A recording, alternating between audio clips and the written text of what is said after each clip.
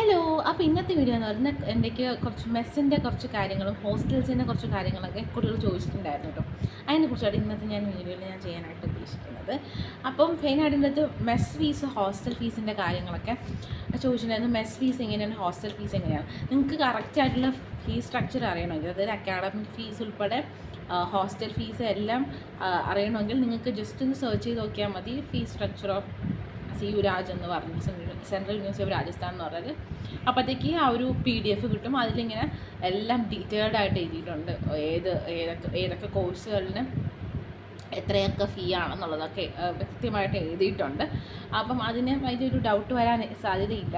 എന്നാലും ഞാനൊരു എസ്റ്റിമേറ്റ് അല്ല, ലൈക്ക് കോമൺ ആയിട്ട് പറയുകയാണെങ്കിൽ ഇപ്പം UG കോഴ്സ് ഉണ്ട്, PG കോഴ്സസ് ഉണ്ട്, പിന്നെ PhD കോഴ്സസും മൂന്നിനും ഡിഫറെൻ്റ് ആണ് കേട്ടോ ഫീ സ്ട്രക്ചർ വരുന്നത്. അപ്പോൾ UG കോഴ്സുകൾക്ക് വരുന്നത് പിന്നെ ഓരോരോ sem 1, first sem, second sem, അങ്ങനെ ഓരോ സെമ്മിനും ചെറിയൊരു വേരിയേഷൻ വരും കേട്ടോ ഫീന്. ഇപ്പം ഫസ്റ്റ് സെമ്മിന് പറയുകയാണെങ്കിൽ നമുക്ക് അക്കാഡമിക്സ് മാത്രം വരുന്നത് ഒരു 6,525 റുപ്പീസാണ്.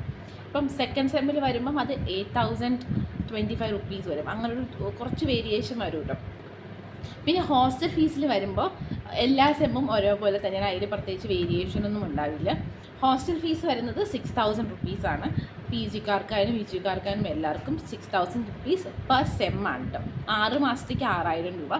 അതുപോലെ തന്നെ ഇലക്ട്രിസിറ്റി ആൻഡ് വാട്ടർ ചാർജസ് എന്ന് പറഞ്ഞിട്ട് 2,500 രൂപ. അതായത് എല്ലാം കൂടെ ഹോസ്റ്റൽ ചാർജും പിന്നെ ഇലക്ട്രിസിറ്റി വാട്ടർ എല്ലാം കൂടെ ഉൾപ്പെടെ 8,500 രൂപയാവും. ഇതാണ് ഹോസ്റ്റലിൽ വരുന്ന ചാർജസ്. പിന്നെ അതിന് കൂടാതെ എക്സ്ട്രാ വരുന്ന ചാർജസാണ് മെസ് ചാർജസ്. അത് ഇടയ്ക്കൊന്ന് വേരിയേഷൻ വരാറുണ്ട്. എനിക്കത് കറക്റ്റായിട്ട് അറിയില്ല, അപ്പം ഞാനത് മെൻഷൻ ചെയ്യുന്നില്ല കേട്ടോ. അതാണ് മെസ്സിൻ്റെ കാര്യം എനിക്ക് പറയാനുള്ളത്. ഹോസ്റ്റൽസിനും അക്കാഡമിക്സിനും അവർ പറയുന്നത് പോലെ തന്നെയാണ് കേട്ടോ വരുന്നത്. പിന്നെ അടുത്ത് PG കോഴ്സസിന് പറയുകയാണെങ്കിൽ PG കോഴ്സസിനും ഓൾമോസ്റ്റ് സെയിം തന്നെയാണ് കേട്ടോ. ചിലപ്പോൾ വേരിയേഷൻസ് വരും.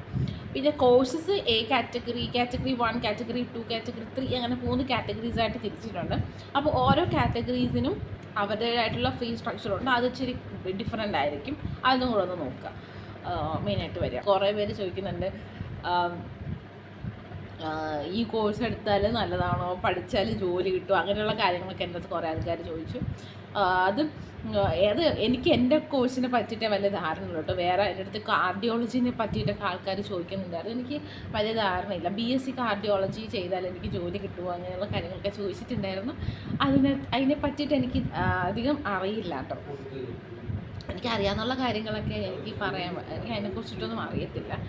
പിന്നെ എനിക്ക് വന്ന ക്വസ്റ്റ്യനാണ് ഫീ പേയ്മെൻറ്റ് ചെയ്യേണ്ടത് എങ്ങനെയാണ്, ഇയർലി ആണോ മന്ത്ലി ആണോ എന്നുള്ള ചോദ്യം വന്നിട്ടുണ്ടായിരുന്നു.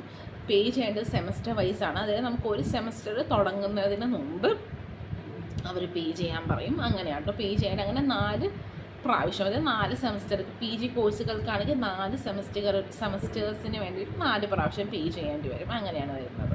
അടുത്ത ചോദിച്ച ക്വസ്റ്റ്യൻ നോൺ വെജ് ഫുഡ് കിട്ടുമോ എന്നുള്ളത്. നോൺ വെജ് ഫുഡ് നമ്മുടെ ക്യാമ്പസിനുള്ളിൽ കിട്ടത്തില്ല. നമുക്ക് പുറത്തുനിന്ന് നമുക്ക് കഴിക്കാനായിട്ട് പറ്റത്തുള്ളൂ. മെയിനായിട്ട് യൂണിവേഴ്സിറ്റീസ് പ്രൊവൈഡ് ചെയ്യുന്നത് UG കോഴ്സസ്, PG കോഴ്സസ്, പിന്നെ PhD ആണ് കേട്ടോ.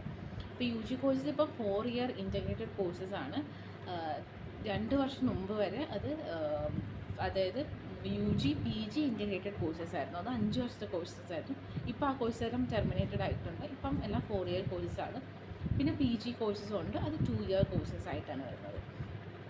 അതാണ് കോഴ്സസിൻ്റെ കണക്ക്. പിന്നെ അല്ലെങ്കിൽ BSc BEd ഇൻറ്റഗ്രേറ്റഡ് കോഴ്സസ് ഉണ്ട്. അത് 3 ഇയർ കോഴ്സസാണ്. അതിൻ്റെ മാത്സും ഫിസിക്സും എക്കണോമിക്സും അങ്ങനെ കുറച്ച് സബ്ജക്ട്സിന് ആ കോഴ്സസ് ഉണ്ടായിരുന്നു. ഇപ്പോഴാ കോഴ്സസ് ഇല്ല കേട്ടോ. അത് ടെർമിനേറ്റഡ് ആയി എന്നാണ് എനിക്ക് തോന്നുന്നത്. ഇപ്പോൾ അത് ഞാൻ നോക്കിയിട്ട് ആ ഒരു കോഴ്സിൻ്റെ ഡീറ്റെയിൽസൊന്നും എനിക്ക് കിട്ടിയില്ല. മിക്കവാറും അത് ടെർമിനേറ്റ് ആവാനുള്ള സാധ്യതയാണ് ഉള്ളത് കേട്ടോ. പിന്നെ എല്ലാം PG കോഴ്സായാലും UG കോഴ്സായാലും എല്ലാം അഡ്മിഷൻ വരുന്നത് CUT വഴിയാണ്. CUT വഴിയാണ് ഇതിൻ്റെ അഡ്മിഷൻസ് പ്രൊവൈഡ് ചെയ്യുന്നത്. അപ്പം അത് എക്സാം എഴുതിയിട്ടുള്ള ആൾക്കാർക്ക് മാത്രമേ ഇതിൻ്റെ ആപ്ലിക്കേഷൻ പ്രോസസ്സിലേക്ക് കടക്കാൻ പറ്റുള്ളൂ. അത് ഇമ്പോർട്ടൻ്റ് ആയിട്ടുള്ളൊരു കാര്യമാണ് കേട്ടോ. പിന്നെ മിക്ക കോഴ്സസും പ്രൊവൈഡ് ചെയ്യുന്നുണ്ട് കേട്ടോ. മാസ്റ്റേഴ്സിലായാലും മാസ്റ്റേഴ്സിലായാലും ബാച്ചിലേഴ്സിലായാലും. പിന്നെ ടെക്നിക്കൽ കോഴ്സ്, അതായത് എഞ്ചിനീയറിംഗ് കോഴ്സസും ഉണ്ട്. പക്ഷേ എഞ്ചിനീയറിംഗ് കോഴ്സസ് വളരെ കുറച്ച് ഡിപ്പാർട്ട്മെൻറ്റ്സിൽ മാത്രമേ ഉള്ളൂ. ഇതിൽ കുറേ വിളിച്ച് കട്ട് ഓഫ് എങ്ങനെയാണെന്ന് ചോദിച്ചു. കട്ട് ഓഫ് ഒന്നും ഒരിക്കലും നമുക്ക് പറയാൻ പറ്റില്ല. ഓരോ ഇയറും അത് മാറിക്കൊണ്ടിരിക്കും. അപ്പോൾ അതിൻ്റെ ഒരു പ്രഡിക്ഷനും നമുക്ക് ഒട്ടും പറയാൻ പറ്റില്ല. അത്യാവശ്യം നിങ്ങൾക്കൊരു അത്യാവശ്യം അതിലൊരു മാർക്ക് ഉണ്ടെങ്കിൽ നിങ്ങൾ അപ്ലൈ ചെയ്ത് നോക്കൂ, അത്ര എനിക്ക് പറയാൻ പറ്റുള്ളൂ കേട്ടോ. അപ്ലൈ ചെയ്യുക. വലിയ ആപ്ലിക്കേഷൻ ഫീയും ഇപ്പം ഉണ്ടാവാൻ സാധ്യതയില്ല.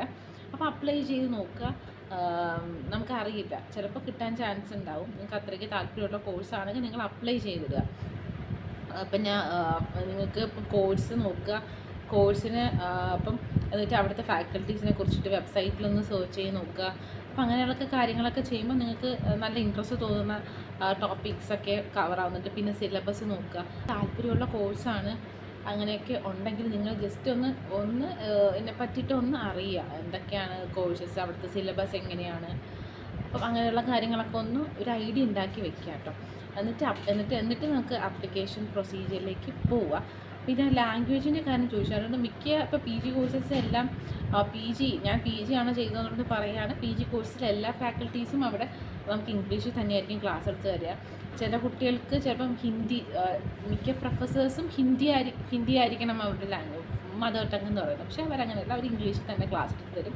പിന്നെ ചില യു ജി പ്രോഗ്രാമിൽ ചില കുട്ടികൾ ഞാൻ പറയുന്നത് കേട്ടിട്ടുണ്ട്, അവിടുത്തെ സാറന്മാർ ഹിന്ദിയിലാണ് ക്ലാസ് എടുത്ത് തരിക എന്ന് പറയുന്നത് കേട്ടിട്ടുണ്ട്. പക്ഷേ പി ജി പ്രോഗ്രാമുകൾക്ക് ആ ഒരു കംപ്ലൈൻറ്റ് കേട്ടിട്ടില്ല. എല്ലാവരും ഇംഗ്ലീഷിൽ തന്നെയാട്ടോ ക്ലാസ് എടുക്കുക.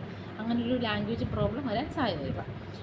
പിന്നെ ഞാൻ പറഞ്ഞില്ലേ, സിലബസ് നല്ലോണം നോക്കുക. എന്തൊക്കെയാണ് നിങ്ങൾക്ക് പഠിക്കാൻ ഉള്ളതും കാര്യങ്ങളൊക്കെ, അങ്ങനെയുള്ള റിസർച്ച് വർക്ക് കുറച്ച് നടത്തുക കേട്ടോ.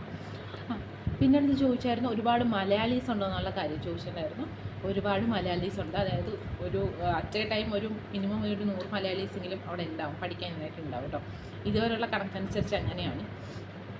പിന്നെ ചില ഡിപ്പാർട്ട്മെൻറ്റിൽ മലയാളീസിൻ്റെ നമ്പർ കുറവായിരിക്കും. ചില ഡിപ്പാർട്ട്മെൻറ്റിൽ ആവശ്യം പോലെ മലയാളീസ് ഉണ്ടാവും കേട്ടോ. അങ്ങനെയാണ്.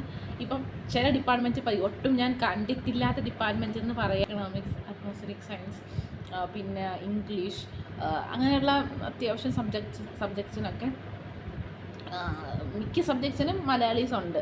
പിന്നെ നിങ്ങൾക്ക് ഇതിനെക്കുറിച്ച്, അതായത് യൂണിവേഴ്സിറ്റിനെ കുറിച്ചിട്ടോ അതിനെക്കുറിച്ച് ഓരോ ഡിപ്പാർട്ട്മെൻറ്റിനെ കുറിച്ചിട്ടോ ഒക്കെ അറിയണമെങ്കിൽ നമ്മുടെ സെൻട്രൽ യൂണിവേഴ്സിറ്റി ഓഫ് രാജസ്ഥാനിൽ ഒരു അസോസിയേഷൻ ഉണ്ട്. Central university of Rajasthan Malayali association എന്ന് പറഞ്ഞിട്ട്, കുറുമ എന്നാണ് എൻ്റെ പേര്. അപ്പോൾ കുറുമ അവർ ഒരു കമ്മ്യൂണിറ്റി, അവരുടേതായിട്ടുള്ള ഒരു വാട്സപ്പ് ഗ്രൂപ്പൊക്കെ നടത്തുന്നുണ്ട്.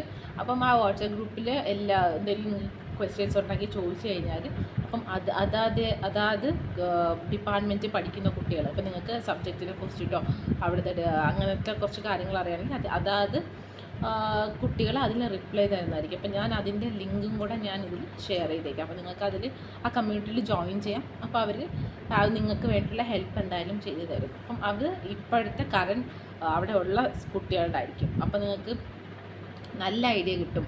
ഇപ്പോഴത്തെ സീനിയേഴ്സാണ്, അത് നിങ്ങളുടെ സീനിയേഴ്സ് ആയിരിക്കും അവർ. അപ്പോൾ നിങ്ങൾക്ക് നല്ലൊരു ഐഡിയ കിട്ടും. അപ്പോൾ ഞാൻ ആ ഒരു ഗ്രൂപ്പും ഇവിടെ കൊടുത്തു.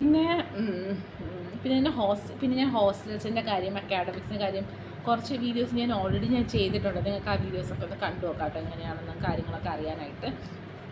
എന്തായാലും കുറേ ബേസിക് കാര്യങ്ങളൊക്കെ ഞാൻ ഡിസ്കസ് ചെയ്തിട്ടുണ്ട്. പിന്നെ എന്നോട് കട്ട് ഓഫും കാര്യങ്ങളൊന്നും ചോദിച്ചിട്ടൊന്നും ഒരു കാര്യമില്ല. കാരണം കട്ട് ഓഫൊന്നും എനിക്ക് പറയാൻ പറ്റില്ല. കാരണം ഞാൻ വല്ലാതെ റിസർവേഷൻ അനുസരിച്ചും ഓരോ നമ്പറോ എത്ര കുട്ടികൾ അപ്ലൈ ചെയ്യുന്നതനുസരിച്ചും അങ്ങനെയൊക്കെ അത് മാറിക്കൊണ്ടിരിക്കും. പിന്നെ ഓരോരോ പുതിയ